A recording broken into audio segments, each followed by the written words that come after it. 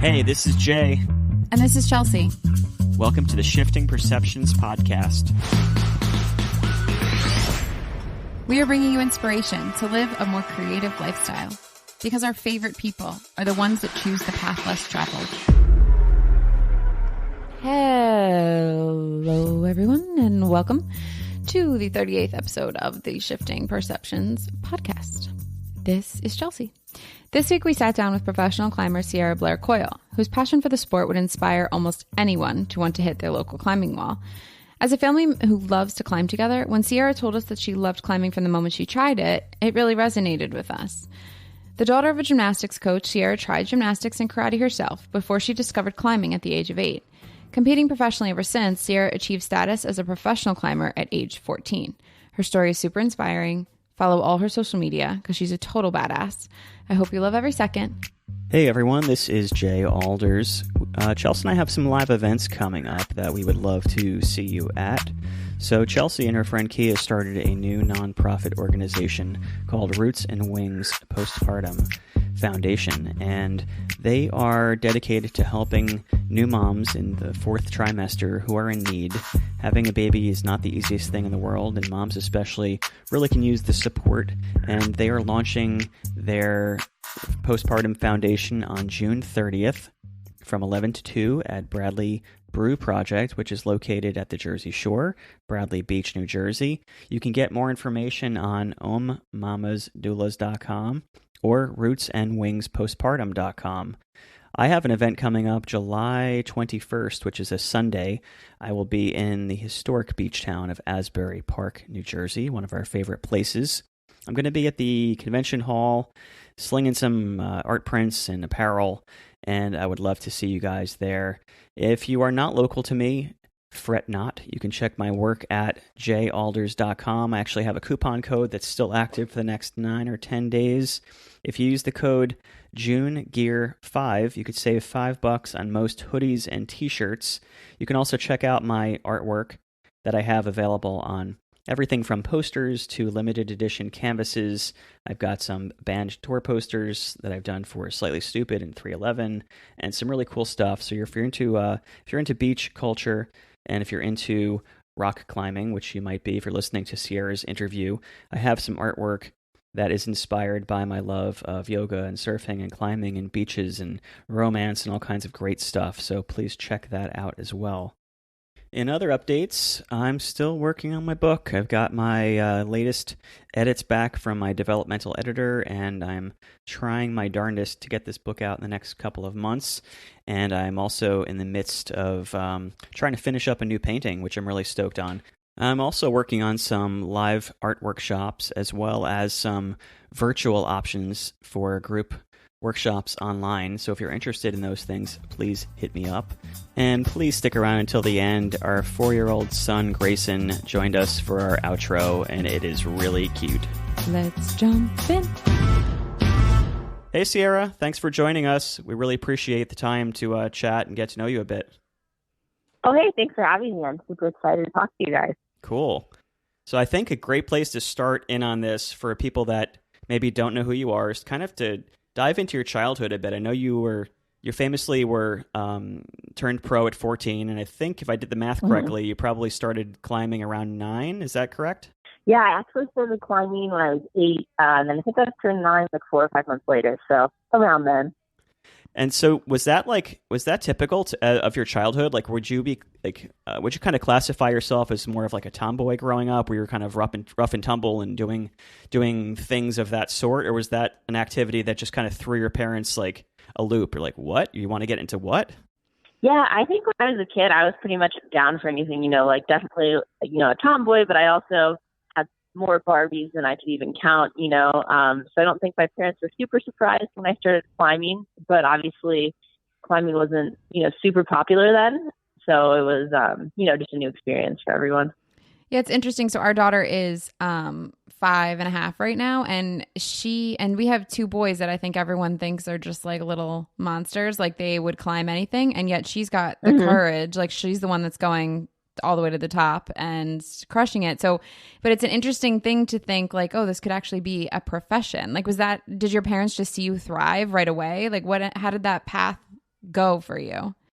Well, I think when I first started climbing, no one really knew kind of what was going to happen. I tried other sports when I was younger, like I did gymnastics and karate, and kind of what happened is when it would get hard and I'd have to, work harder and put some more effort in, I would quit because I was a kid and wanted everything to be easy. Yeah. And I don't know, something about climbing just kind of like when it got hard, I wanted to keep doing it. So I guess I don't know from their perspective, like what they thought, but I was pretty much like all in from the beginning. So how early in that part of it did you actually start competing? Was it no longer just like play? So after I joined the climbing team, I did my first competition 2 weeks later. And so I literally had like zero experience, and I'd come from doing, like gymnastics was the other sport I'd done for the most time. And like, if you start doing gymnastics 2 weeks later, you're not going to like, meet, Yeah. So I was like, wait, I'm allowed to do a competition? Yeah. Yeah. Were you like avoiding like team sports where there was like rules? Were you always drawn towards things that were more creative and more on your own pace and your own rule set? Mom was a gymnastics coach, and my sister did gymnastics and then more focused on dance, and then she did prom in high school. So I think like just, being in that environment, that was around me. And then I ended up in karate just because I thought karate sounded cool. Yeah, it does sound pretty cool. Yeah. I don't think I was avoiding team sports. I just was what I was like around and sounded fun. Yeah. It's so interesting. I feel like there is that when you're surrounded by gymnastics, like we actually have gymnastics as the common thread between a lot of these alternative sports, like the skateboarders, some of the surfers, like that alternative way of going. I feel like gymnastics is rooted in a lot of that. Yeah. I'm interested in so I'm an artist, and I'm interested in the creative side of it, because when I stumbled upon climbing, I have already been surfing and skateboarding since I was younger. I'm into music and lots of different creative outlets, and yoga, and then getting into climbing for the first time, I was really enamored by the artistic, creative aspect of it. Like there's almost like an element of dance where it can be graceful and efficient and beautiful. And I was really taken back by that. Was that the side of it that took you first, being a gymnast, or was it more like the strength and the power of it? What sides of it spoke to you? I honestly think I was just having fun at it. I really just enjoyed having something where I could push myself and achieve things. And I don't know what it was, but something about it just felt right to me. And I think that's ultimately why I decided to stick with climbing. That's awesome. So then did you end up, so you stuck with it, you were competing, you've been competing since 14, basically, never stopped? I started competing when I was 8. Oh, when you were 8, right. Okay. What an overachiever. And then you went pro, and then you were so-called pro at 14, right? Yeah. Okay. And so you literally haven't stopped since then?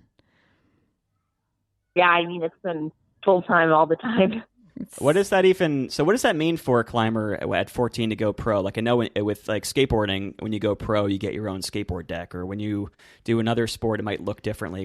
Did that mean you got paid? Did that mean you got your first sponsor? What does that mean? This is one of those things, especially in climbing, where it doesn't really have like a definition. I think if you ask people, you'd get different. For me, I was getting paid, and it was a professional competition. So I was like, okay, these two things together, it's like I'm a pro, and then that's always kind of my definition. Did you feel like a total baller at 14 to be getting a paycheck of some sort? Oh, man, it was so cool. I could have been getting paid like $5, and I was like, this is awesome. I'm making money climbing. Yeah. But it was cool to be making money, doing like what I loved. And I also think I was approaching the age where my sister, she started working when she was 15 and a half, I think. Like kind of the youngest you're allowed to work in Arizona, I think, is 15. And so I was like, okay, I'm going to have to like get a job soon, be a hostess or something. And I started making money climbing, and I was like, cool, I can, climb and make money instead. Yeah, that's awesome. I feel like at that age, that's just gold. I think I started working at like 16, and I was like, the first time you get paid $7 an hour, you're excited. So I can't imagine actually getting like a legit paycheck. It was cool. Was that, did that kind of open your eyes at that point? Like you were like, yes, I'm going to be a professional freaking climber. Was that like the moment where you just made the decision, this is what I'm going to do? Because I know you later on went on to study and get a degree in marketing as well. Was that always an interest as well? Or was that the backup plan, or was the other the backup plan? How did those two kind of go together for you? I would say I'd always wanted to be a professional climber once I started. But, honestly, if I was in any other sport, I would have wanted to be professional at that. So I just wanted to, do something great. And then as far as going to university, it's definitely, like a backup plan, because in climbing, like at least I'm not making like crazy, crazy money, and I definitely make a living, but nothing to retire on at this point. So that, it's just good to have that. And then, my sister and my mom both graduated from university. So it was kind of just what was going to be the next step, I guess. So where did you end up going to school? Arizona State. Awesome. And so I think we read that you wanted to go to school for marketing, right? Is that what you did? Yeah, I did. I started out as an accounting major, and my first accounting class I took was literally so hard that I was like, I can't do this. That's just my major. And I was getting like pretty interested in marketing. So I made that choice, and it was a wise decision. It's interesting. They actually do, when there's majors like that, where it's like everyone thinks they want to be an accountant, they do tend to like try to weed you out in the beginning, which is funny. Yeah, I got weeded out, man. Hard. Yeah. It's like so interesting to think about, because it's like, it's not like rock climbing is so much easier, right? Like if we just pick and choose, like numbers hard, climbing rocks easy. Like that's weird how we like, categorize things in our heads. Right. So how did you juggle that through college? Because when did the travel and competition start? Like, was that all interlaced? Like you were just like, I've got to go travel. I'm going to go do this and make it work with college, or did that not start until after? Yeah, I was pretty much only traveling within the U.S. And then towards the end of my junior year, I started to travel internationally. And then my senior year, I traveled a bunch internationally. And I would say, I was like stressed out in my freshman and sophomore year, but in my junior and senior year, like I didn't have a second to breathe. And it was a really like hard balancing everything, and definitely a struggle. But I'm glad that I, got it done and have a degree. So how old are you now, Sierra? I'm 25. So you were really coming through college at a time when marketing was like drastically changing. Like things were shifting towards social media extremely, right? So was that a big part of that education piece? Like, okay, were you starting to see that magnifying on your own brand? Like, did that help tremendously? Yeah, I mean, I think it just gave me like a different perspective to look at, and it was cool to just learn about traditional marketing. I think one of the things that's so difficult with digital marketing and social media is it just changes by the second. So even like you could be learning from, the best professor, but it's just changing so quickly that they have to adapt to it. Yeah, I would imagine that's like an impossible role right now, being a professor in that. Oh yeah, topic. I have no idea how they do that. I'm like, what you say today is probably already wrong. Yeah. 10 minutes ago, like.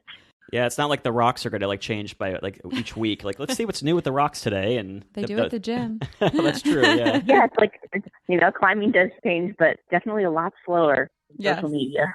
So I'm wondering how you found your niche in climbing. So in climbing, there's obviously different like subcultures, and they, even though they overlap, they're really different. Like people that like trad climb aren't necessarily bouldering, and people that are bouldering aren't necessarily sport climbing. There's like so many different like subsects. Is being on the other side of this and like the competitive route, is there like, I don't know, politics and shit talking between the different groups? You're like, oh, you're this and you're that. Is it, do you find that it's more camaraderie overall, or do you find like, some of the different subsects of climbing are kind of like crap talking each other also? No, I would say everyone's pretty friendly at this point. From my personal experience, like I would say a few years ago, competition climbing was more frowned upon. Just people thought it was all about outdoor climbing, and now people have just a tremendous amount of respect for competitors. And before that, it was the sport climbers thought boulders were lame or whatever. It's like over time, it's anytime there's like a new group that emerges, I think people are resistant to it. But I would say right now, honestly, everyone's pretty good to go. So I read in your comments this week that you are not going to be trying out for the Olympic team. So is that because of that widespread of like you prefer bouldering, and the Olympic team is going to be you have to be professional in all three aspects?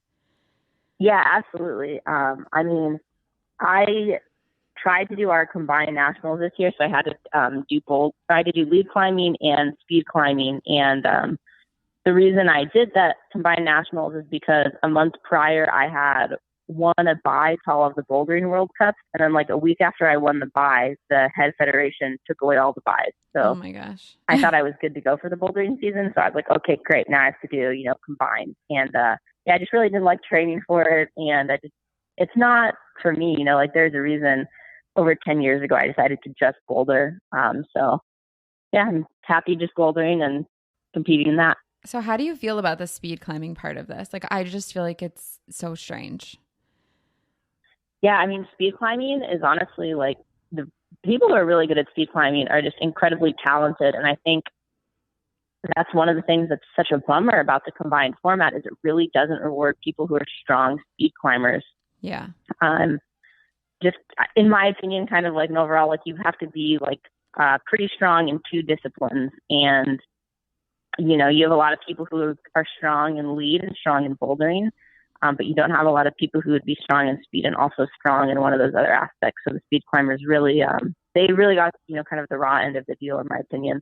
Yeah, like they're like the outliers of those other two. Like it doesn't seem like it fits together at all. And maybe, do you think that'll change as they start to realize in the Olympics that this maybe needs to be separated because it's just not recognized as a sport in all aspects yet? So maybe it'll change. Yeah, so in 2024, it's already split. The speed climbing will be on its own, and then you have lead and bouldering. But hopefully they will split it completely in 2028. Okay. Is that something you're hoping for? Do you want that to be in your future, or you don't really care?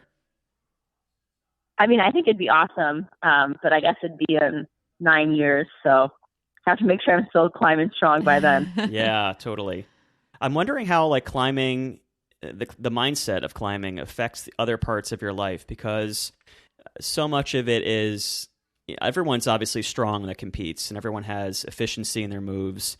I'm wondering how the emotional and the mental side of it impacts other parts of your life when you just need to like literally hold on when you're climbing. Does that also seep into other areas of your life, whether it's relationships or work or anything at all, where you're like, if I wasn't a climber, I might not react in the same ways?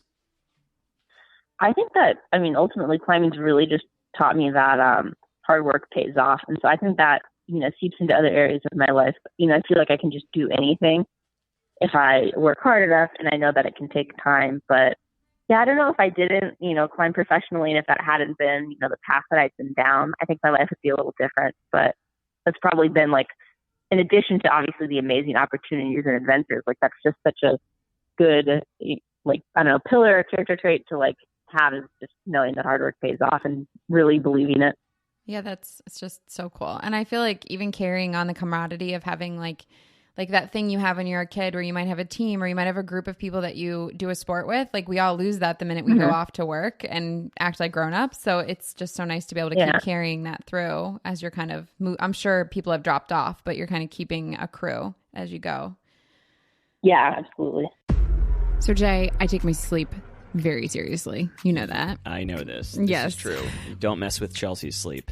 And here's the thing is that I'm a birth doula. So it's actually kind of funny because you don't get much sleep anyway. I don't get any sleep. It's really kind of crazy. The game changer for me for getting back into a really good sleep cycle has been CBD oil. For sure. You're down with CBD? So Jay did some due diligence and found a absolutely well-known, actually, right? And very phenomenal well-known brand. company that decided to actually partner with us, which we're excited about. Super excited. And Charlotte's Web. What a better fit for our first full-time affiliate, right? Like full on. We're both stoked. We've been using CBD for, I don't know, like half a year or a year? Probably coming up to a year, yeah. But it actually gets me like really back into the exact flow of sleep that I need. And I use it to not be such a stressful husband. As you can tell. It does actually help, though. I have a lot of everyday stress from work and from being a dad, and I find that it does kind of take the edge off. Yeah, so we've got some links and some codes for you guys. Yeah, so if you guys are interested in checking out Charlotte's Web CBD, you can go to jalders.com/CBD. That's going to get you 10% off everything except for the bulk and the original. And we have to say this, and I'm saying this in italics, that everything we've said has not been evaluated by the Food and Drug Administration. And none of this is intended to diagnose, treat, or cure, or prevent any diseases. So we are not doctors. We don't play them on the podcast. Once again, that's jalders.com/CBD. Don't forget to use code ALDERS for 10% off. That's spelled ALDERS. What does the business side of this look like? You mentioned like you're not quite ready to retire like Jay-Z style yet, but you're making enough money to buy outfits and travel and do your thing, right? So I know you wear like a lot of hats, not only like the beautiful ones you post on your Instagram, but besides climbing, you're like a spokeswoman, an influencer, you're a model, a sports guru, a blogger. You do a lot of things. Is that because you genuinely find interest in all of those different things? Do those all do something different for you? Is financial, aspects of that the reason you diversify so much? Can you talk about the different roles that you play in that? Yeah, I mean, I would say number one, everything I do is, like because I enjoy it and because I love it. And then the financial aspects, important as well. So, yeah, I mean, like you said, there's a lot that I do. Training is kind of like the number one. That's what it comes down to all the time. That'll take precedence over everything. And competitions kind of go with training. Obviously, those take precedence. And then other than that, I mean, I'm just sending emails, doing interviews, going on photo shoots, whether it's for, my sponsors or for, more fun things, interacting with people. I do a lot of, answering direct messages or questions and taking video blogs of my, trips and stuff. And right now I'm trying to start making some more like workout videos because people are interested in like some off the wall training. So that's been kind of interesting to do. I'm definitely not a video editor and everything's just being shot on an iPhone. So Yeah. It gets the job done, but it's not perfect. Which of those things are kind of bringing in the dough right now? Like for people that are listening to this that want to know how to monetize like a passion that they might have, can you give people an insight on where the paychecks are coming from most with all the different things you're doing? Yeah, sponsorships and photo shoots would definitely be the biggest percentage of my income. Mm-hmm. So with all of this travel, is this primary for like your I mean, I just saw you were in Moscow, like you're kind of going everywhere. Is this all for competition or are you traveling for like sponsors and photo shoots too? I would say 90% for competition and then the other 10% is for sponsors and photo shoots. Okay. That's so, I mean, with competitions, is this all a part of like USA? Like, is it one, like, just because I don't understand how this stuff works, like, is it all a part of like one thing, like you win at the end of the year, or is this like all different? You're going all over the place for different types of competitions? Kind of yes to both of those questions. Okay. So in the US, we have a national cup series and you have 4 national cups that are in the fall, and then you have the national championships that are in February. And the one you like want to do the best at would be the national championships. And they combine your points from all of them, though, like your ranking points. So we have a ranking system. So there's that. And then if you do the World Cup, there's a ranking system for that. And then there's also a World Championships every 2 years for that as well. And then there are just, competitions here and there that don't contribute ranking points. So do all of these have like a pot to win, or is the pot at the end of the year, or is it all just for sponsorships? Like, is there ever, like with surfing, it's always like a pot to win when you win a competition? For a professional competition, yeah, there should always be a prize purse. I'm curious. So you do a lot of these like Ask Me Anything type things on your Tumblr, I believe it is, and even on Instagram. Yeah. I'm really curious, since you do so many of those, what are the things that people more often than not completely get wrong about you that you're sort of almost shocked about, or maybe are really bizarre and interesting to share? What do people think about you or assume about you that you're like, really? Like that's what you think? Or Oh, well, people think I run and do yoga, and I guess I'm like pretty flexible naturally, so I guess I can understand the yoga. Okay. But running, like, it's essentially my least favorite thing to do on the planet. So it's always people are like, how much do you run? I'm like, I don't. So is your only training coming from like strength training and climbing, or what do you do? Yeah, it's coming from strength training and climbing. To be fair, I am trying to do more cardio, but it's going to be more in the form of like elliptical or like riding the bike at the gym. And what about injuries? I know I was reading that you had like a herniated disc at one point, and I would imagine like being in your position as a professional athlete that on some level you hold on to like the identity, the role of like, I am this person that does these things. And then having that ripped away from you with an injury, what does that do to you mentally, and how do you cope with that? Well, it's pretty rough because I think when I first found out, I was like, take 2 weeks off of climbing, and I just like felt bored because I just didn't have anything to do, and so much of the day spent training. You're like, okay, like I was still in high school at the time, so obviously at school and stuff, so I'd like come home and I just had all this free time in the afternoon now. And I don't know, I think like I knew I would get better, but of course there's always like the fear of like, well, what if this doesn't heal? It's like, number one, I was just in like a ton of pain. So I was like, okay, when am I going to stop being in pain? Like this stinks. And then what if it is so I can't climb? Like, what's my plan now? Like, climbing is my everything. Like, how do I move on if I can't climb? Or if I just can't climb at the same level, So was that PT? Like, what brought you back? Like, how did you recover from that? We tried like a couple of different things. So I did some physical therapy at first, and it actually made it worse. Just the exercises they're having me do. I think I just had a bad PT. Okay. And then so after that, we were like, no more physical therapy. But what ended up really helping my back is I got Prp injections, so it's a platelet-rich plasma. And when I was getting them done, I was one of the first couple of patients my doctor did them on, and they were just pretty new in general.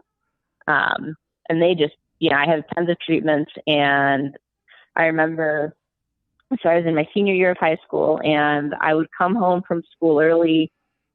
Even though I only had 4 classes, I would go for like 2 classes or whatever. I'd come home and I'd take a nap because it helped my back feel better. Like anytime I could lay flat, I'm sure, because it wasn't like already compressing my compressed disc, Right. And I'd take a nap, and then we go to the doctor's office. It was like a 40 or 50-minute drive, depending on traffic. And I get injections, and like, they're super painful. And in the injections, actually, there's marking, like the anesthetic. And so, more or less numbs you for like 4 hours.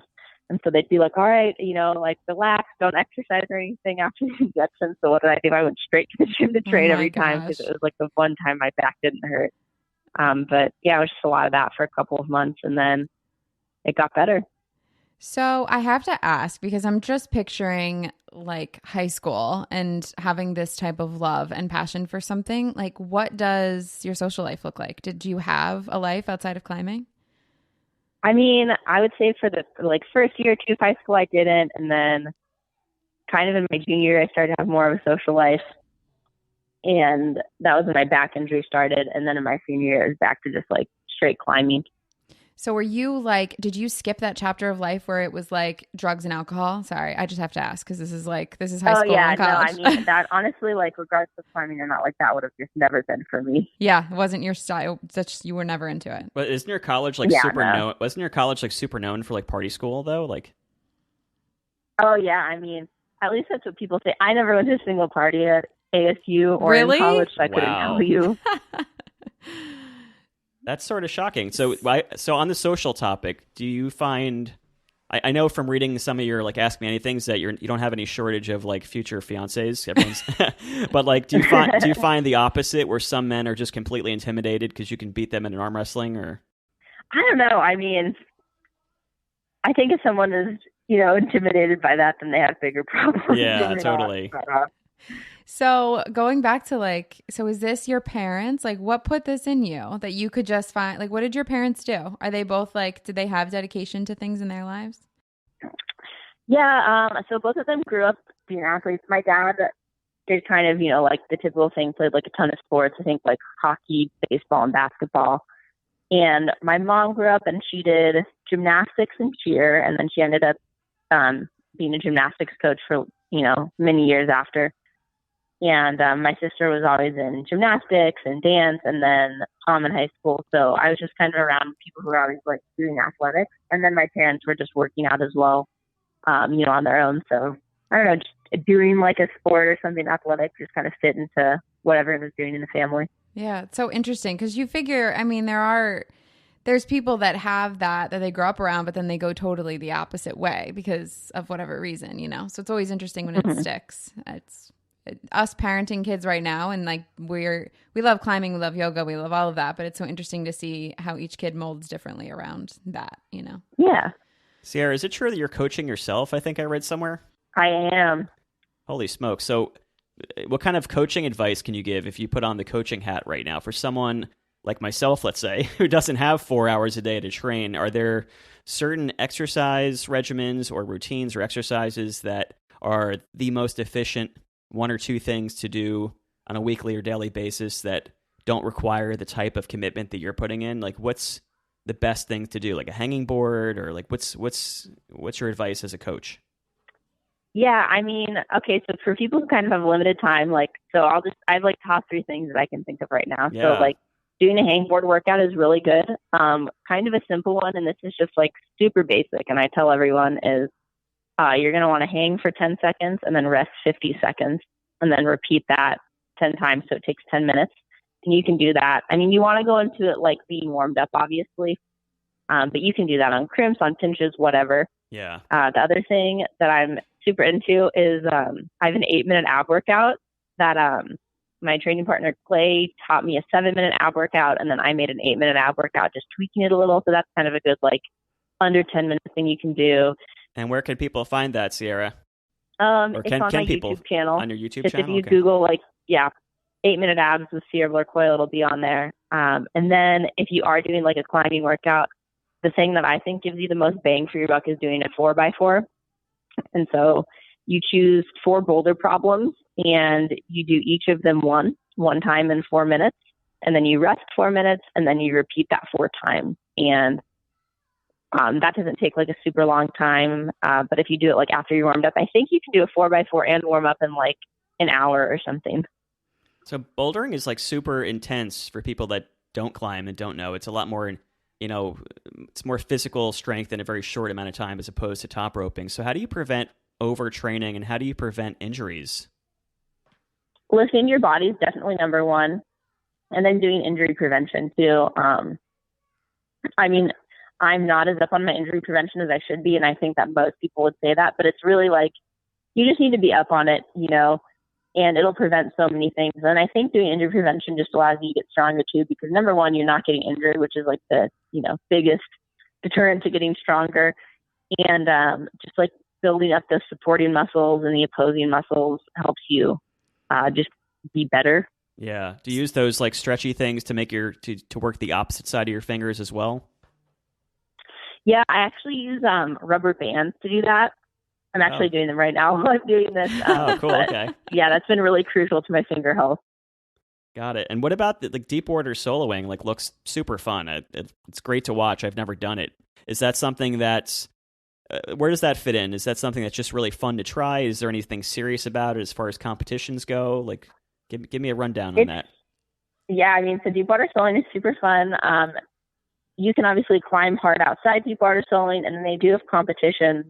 They build like walls over Olympic-sized swimming pools and things. And deep water soloing is cool, but it is pretty dangerous, especially the higher you get. I try not deep water solo above like 30 feet, and even then, that's like pretty high for me. Yeah. But yeah, the walls at the competitions are like 50 feet tall, and it's nuts. Do you find that you're climbing stronger at that? Because you're like, I really don't want to fall off right now. I really don't want to fall off right now. Like, does that mental side of it make you hold on even more? I would say yes, sometimes, but then other times it's like you just don't get very far because you're just panicking. Right, totally. So many of you may have seen on my social media that I took the plunge and became a beauty counter consultant last month. As a doula, I have prioritized health and wellness for my clients and their families, and this brand is a really natural fit for us. After learning more about our current industry standards and basically feeling nauseated over what other brands are allowed to put in their products, and especially the products we put on our skin, I went through a house-wide purge based on Beauty Counter's famous Never List, which includes 1,500 chemicals they will never use in their products that are still being used in many other skincare products in the U.S. For the month of June, I'm currently offering a free 3-ounce sunscreen mist with any purchase over $150. That's a $20 value. Check out their Father's Day specials as well on beautycounter.com/Chelsea Alders. So what is that line for you, Sierra? That's like, what are the things that you're like, I'll just never do because of fear? I mean, deep water soloing above like 30 feet, I just won't do it. Okay. That's probably like my one, and free soloing, obviously. I'm never going to free solo. Never? Yeah, no way. It's way too dangerous. What do you think about the hype with all that? Like, there's such a hype, obviously, that Alex has created, and it's fascinating to watch, like, just to put it all on the line, but it seems really stupid too. So, like, do you watch that and there's no side of you that, I don't know, like wants it a little bit, or is it like, all what just if? no Yeah. way? Oh, no. I mean, there's definitely no, like, allure for me. Like, Alex is an incredible climber, and I haven't met him personally, but I've just heard he's a wonderful person as well. But, yeah, as far as the allure for soloing, just never, not there for me. Yeah. Can't blame you there. What about like the zone and like tapping into like the flow states when you're climbing? Does that come into play? I think sometimes it does. I think it's kind of weird in bouldering because like our boulders are so short. Like you pretty much have under 10 moves, I would say, and even 10 moves is sometimes kind of long. But I think the zone almost comes like we're at the point where you're just trying really hard and you should have fallen off 2 moves ago. You know, it's like you're just pushing with everything you have, and it's like you just hit such insane tunnel vision. Do you do any like meditation or any kind of mindfulness stuff to help you visualize, the problems before you tackle them? I don't actually. I mean, for me, a lot of it is you just kind of turn around and try and evaluate the boulder in under like 30 seconds. So, yeah, I'm more just like I'm on the fly with it.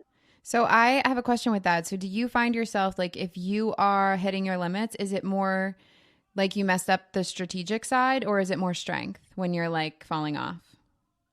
Oh, it's definitely both. I would say it's probably like not, or I don't know, maybe 80 to 90% strength being the problem at this point, and then the other 10 to 20% of times I mess up, it's because I mess up the beta or whatever. Okay. And I'm sorry, go ahead, Chelsea. No, I was just going to say, it's just such an interesting thing because I think when I first started climbing, because Jay has just begged me to get into climbing for a long time, I'm more the yoga person. So it's an interesting balance between those two sports. But I think the beginning is very just, I need to get stronger so I can just get through it. And then you like take a step back and realize how much strategy comes into play. Like I'm sort of just playing in that side now and realizing I could be saving a lot of strength if I was better strategically. Yeah, it's amazing what you can do with like really dialed in technique. You can just maximize your strength so much. I'm wondering like what is next for you as far as like, do you have a grand vision that you're working towards? Like going back to Alex Honnold for a second, obviously like El Cap was something that he worked towards. Is there a grade of route or a certain location or a certain achievement that is your holy grail that you want to work towards someday? Or is it just more about gradual improvement as opposed to like, yes, I just did this thing? I mean, it's definitely about gradual improvement.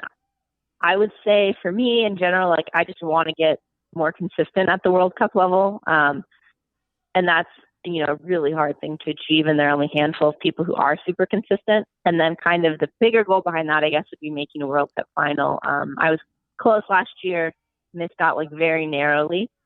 So I think that was cool though, because it put me in the mindset of like, oh, this like almost happened. So, you just need to make it happen. So before we end this, I do want to ask you, like, what's your message for like young girls? Like we see the girls climbing team. Well, the climbing team at our gym is primarily boys right now, I will say. Mm-hmm. So what do you think was the parts of that journey that you were like, I could have done better, or these are my suggestions for kids starting out? What do you have? Work hard and then work harder. I mean, if you want to be good at something, you have to give up everything for it. And I've mostly done that for climbing, but there are definitely points where I look back and I'm like, man, it kind of seems like, like you should have, trained harder, during this period of months or whatever. And I think that's just really what it comes down to for me. I don't know if that's super motivating or not, but no, it is. I think it's like, it's good for people to open their eyes to how much it takes. Like you really have to be like going above what you even think you're capable of. Yeah. The thing I noticed really for me is like there have been some points in climbing where I just like I was competing or whatever and I was training hard, but it's like maybe I wasn't doing as well in comps or like I don't know. But then in hindsight, everything like ended up coming together, and sometimes it takes time. So you just have to like know that if you're working as hard as you can and doing your absolute best, like something is going to work out one way or another, and it might not be the exact thing you're hoping for, the exact thing you're thinking of, but it's going to work out. Yeah, that's like a very good life lesson, Sierra. It's a big one. Not just in climbing. It's like you think you know what you want and you put the intention out there and you don't think you're getting what you want, and then suddenly it all comes full circle, right? Exactly. So what is next for you as far as career goes? So like, first of all, I don't really know the longevity for you in your head or in reality, like age-wise. I don't know where this caps off in your head, but what does the future look like with all the different roles that you play with your career? Where do you see yourself going in the next like 5 or 10 years, both career-wise in climbing and as well as like the modeling and the other things that you do, the spokeswoman activities as well? Where does this lead you? I mean, for the next 5 years, I'm definitely going to be focused like really heavily on competitions. And the other kind of like side project that I'm like thinking on, but also trying to invest some more time into thinking about, because I really want to open my own climbing gym. I think it'd be super awesome, and we just need some more like training spaces in Arizona. So you've traveled the world, but you'll still end up in Arizona? Yeah, definitely. My whole family's here, so I'd have a really hard time leaving. And then the weather's great as well, even with 120-degree summers. I know. I saw your post the other day. You just like that dry heat, huh? Oh, man, it's the best here. Like, I would so much rather be hot than cold anytime. Like, I was in Iceland for 2 weeks last year, and I think I almost died on a few occasions from the cold. And it was summer. It wasn't even that cold. It's just different heat, though, right? Because we lived in Florida for a while, and we really couldn't take it after a while. It was just too much humidity. And I mean, I was there for a very long time, and eventually everyone was like, you'll adjust to it. And the humidity I just wanted my hair back. But it's just like, it's better in Arizona, right? It's like that dry heat. I think so. I mean, I've been in humid heat, and definitely the dry heat is easier for me to deal with. But yeah, it's funny you say that about your hair. I know every time, I'm in humidity, my hair, it's just so different looking. I know, and you just can't. There's like no shampoo that fixes the situation. No, it just doesn't get tamed. Yeah. So we're there. I have one question I ask everyone on this show. So if we were to drop you back in your childhood kitchen in Arizona, what's the first thing that comes to mind as a kid? Wait, in my childhood kitchen? Yes. Ooh, there was this fruit dip my mom used to make, and I think she got the recipe from my grandma, and it was like, I think it was just like heavy whipping cream with brown sugar and cinnamon and nutmeg and cloves, and I'd be so excited every time my mom made it, and I would like dip my fruit in it and then just like suck off the like whipped cream stuff or whatever, and just dip my fruit back in so that I could eat more of it. Isn't that awesome? Like how food holds such memory for us. And that just sounds super healthy, by the way. Oh, yeah. It was so great. Are you a pretty healthy eater still?